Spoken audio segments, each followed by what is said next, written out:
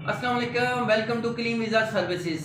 मैं आपके सामने एक नया टॉपिक लेके आया हूँ। जिस तरह कि आपने मेरा थंबनेल देख लिया है कि यूएसए ने वीज़ा इंटरव्यूज़ ख़त्म कर दिए हैं। जी हाँ, आज मैं इसकी आपको सच्चाई बताऊँगा। वाकई ये बात सच है, लेकिन किसी हद तक। अब मैं आपको ये बताऊँगा कि उन्होंने किस किस कैटेगरीज़ के ऊपर इन्होंने अपने वीज़ा इंटरव्यूज़ ख़त्म किए हैं। 2023 की जो नई अपडेट है वो मैं आपको बताता हूँ।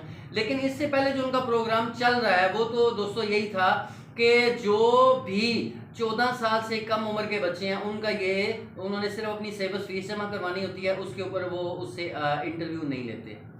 और जो 79 ईयर्स ओल्ड मतलब 80 साल या 80 साल से ऊपर का बंदा है उसको भी वो इंटरव्यू के लिए नहीं बुलाते। अच्छा, इन दोनों की अब मैं आपको लॉजिक बता देता हूँ।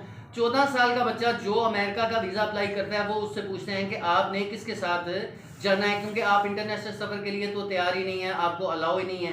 तो वो जाहिर सी बात है जिसके साथ भी वो जा रहे हैं, वो अपने उनके दादा हैं, वो उनकी दादों हैं, नाना नानी, बड़ा भाई या बहन है, या अपने माँ बाप के साथ ट्रैवल करना चाह रहे हैं, उन्होंने वीज़ा अप्लाई किया है, तो वो बोलते हैं जिनके साथ आपने ट्रैवल करना है उनके हमें वीज़ा जो है वो हमारे सबमिट करें। वो उन्हें देख के उसे वेरीफाई करके वो बगैर इंटरव्यू के 14 साल से कम उम्र के बच्चों को वीज़ा वो इशू कर देते हैं। अच्छा, 80 ईयर्स ओल्ड का आदमी जो है वो जाहिर सी बात है सीनियर सिटीजन में शामिल होता है। उसको भी जिसके साथ आप ट्रैवल करना है तो वो जाहिर सी बात है कोई ना कोई उसका अपना होगा, या उसका बेटा होगा, या उसकी मतलब कि कोई भी उसका बहुत नज़दीकी या क्लोज रिश्तेदार होगा ब्लड रिलेशन में, जिसके साथ उसने अपना ट्रैवल करना है। तो वो उनका वीज़ा उनसे मांगते हैं, वो अपना वीज़ा उनका जो सबमिट करता है उनकी वेबसाइट के ऊपर, तो वो वेरीफाई करके उसको भी वीज़ा इशू कर देते हैं। अच्छा, ये दोस्तों ये इनका जो प्रोग्राम था ये तो था 2022 में भी, लेकिन 2023 में इन्होंने क्या चीज़ें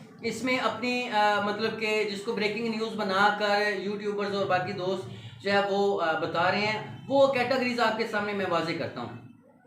अब इसमें जो कैटेगरीज हैं वो आ जाती हैं। एक तो हो गया इन्होंने जो नई ब्रेकिंग मतलब कि न्यूज़ बनती है वो ये है कि 45 साल जिनकी उम्र है, जिनको एक दफ़ा B1 B2 वीज़ा इशू हुआ है, वो लोग अब दोबारा अगर वो लीगल तरीके से 5 साल का जो उनका मल्टीपल वीज़ा था उसको वो उन्होंने इस्तेमाल किया है, अगर वो दोबारा वीज़ा अप्लाई करते हैं, उनका वीज़ा एक्सपायर हो गया है और उनका दोबारा से इंटरव्यू नहीं होगा।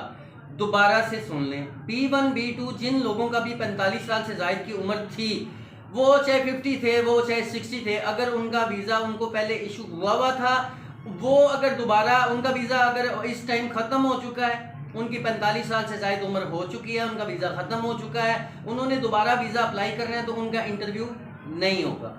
एक तो ये ब्रेकिंग न्यूज़ है। दूसरी इसमें एक और चीज़ है, जिनकी इमिग्रेशन पिटीशन वहाँ से दायर हुई नहीं है, उनके केस अगर मतलब कि पास हो जाते हैं तो वो तो होते हैं USCIS, जो अमेरिका की इमिग्रेशन को डील करने वाली एजेंसी है, वहाँ से इनके वीज़ा अप्रूव हो जाते हैं। यहाँ से सिर्फ उन्होंने अपनी सर्विस फीस जो है वो जमा करवानी होती है, उनके भी इंटरव्यूज़ नहीं लेते।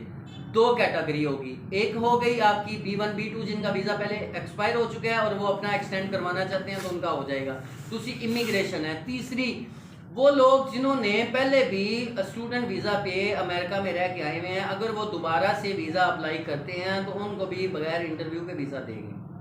अब इसमें मैं आपको कैटेगरीज मेंशन करूंगा, लेकिन एक और बात बता दूं, B1 B2 जिसने भी वीज़ा अप्लाई किया उसका इंटरव्यू होगा। आप लोग जिन्होंने B कैटेगरी में B1 या B2 में जो फॉल करते हैं और जो पहली दफ़ा वीज़ा अप्लाई करने जा रहे हैं, उनका लाजमी इंटरव्यू होगा। अब तीसरी बात पे एक और बात जो मैं आपको बताना चाह रहा हूँ वो ये है, जो कैटेगरीज इनके वीज़ा इंटरव्यूज़ नहीं होंगे वो मैं आपको इसमें मेंशन कर देता हूँ।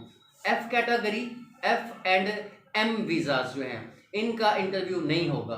F and M visa holders मतलब ये है इंटरनेशनल स्टूडेंट्स। दूसरी कैटेगरी आ जाती है H3 वीज़ा होल्डर्स, ये आ जाती है ट्रेनिंग और स्पेशल एजुकेशन विजिटर्स। तीसरी category L1 visa holders. Intra company transfers का मतलब ये है कि जो किसी मल्टीनेशनल कंपनी में काम कर रहे हैं, उस कंपनी में उनका ट्रांसफ़र कर दिया है अमेरिका के अंदर, तो अमेरिका उनको वीज़ा इशू करेगा, उनसे उनका इंटरव्यू नहीं लेगा। अच्छा, एक और कैटेगरी है extra ability extra ordinary ability, ये आती है EB1 वीज़ा है। ये EB1 वीज़ा होल्डर्स हैं, एक्स्ट्रा ऑर्डिनरी एबिलिटी और अचीवमेंट्स इंडिविजुअल्स। ये जो इस कैटेगरी में फॉल करते हैं उनका भी इंटरव्यू नहीं लिया जाएगा। पी वीज़ाज हैं, ये पी वीज़ा पी कैटेगरी भी है, इसमें आ जाते हैं आर्टिस्ट, एथलीट्स, एंटरटेनर्स। इसके अलावा एक और भी इसमें कैटेगरी आ जाती है क्यू वीज़ाज हैं। क्यू वीज़ाज का मतलब उसमें वो लोग फॉल करते हैं, मसलन इंटरनेशनल कल्चर एक्सचेंज प्रोग्राम में जो पार्टिसिपेट करने जा रहे हैं वो लोग, उनका भी ये वीज़ा इंटरव्यू नहीं होगा। अच्छा, इसके बाद अब मैं नेक्स्ट इसके आगे चलता हूँ। जो F या M वीज़ा होल्डर्स हैं, उनकी अगर शादी हुई भी है पाकिस्तान में, तो उनकी जो बीवी या वो उनके जो बच्चे हैं, अगर वो वीज़ा अप्लाई करते हैं तो वो F2 कैटेगरी में, M2 कैटेगरी में फॉल करते हैं। इनका सारा डाटा उनके पास ऑलरेडी होता है, इनके भी वीज़ा इंटरव्यू जो हैं वो नहीं होंगे। अब मैं आपको एक और बात बताता हूँ। 48 महीनों के अंदर अंदर अगर किसी का पिछले 48 महीने, जो 4 साल का अर्सा बनता है, किसी ने अगर B1 B2 वीज़ा लिया हुआ है, अगर वो उसको एक्सटेंड करवाना चाहता है या दोबारा अप्लाई वो करता है, तो उसको सिर्फ वीज़ा रीन्यू किया जाएगा, उसका दोबारा से इंटरव्यू नहीं होगा। दोस्तों, मुझे लगता है कि आपके लिए ये जो इंफॉर्मेटिव वीडियो थी आपके बहुत काम आएगी। अगर आपको अच्छी लगे तो लाइक सब्सक्राइब कीजिएगा और मेरी वीडियो को शेयर कीजिएगा। अब मैं आपसे इजाज़त चाहता हूँ। अल्लाह हाफिज़।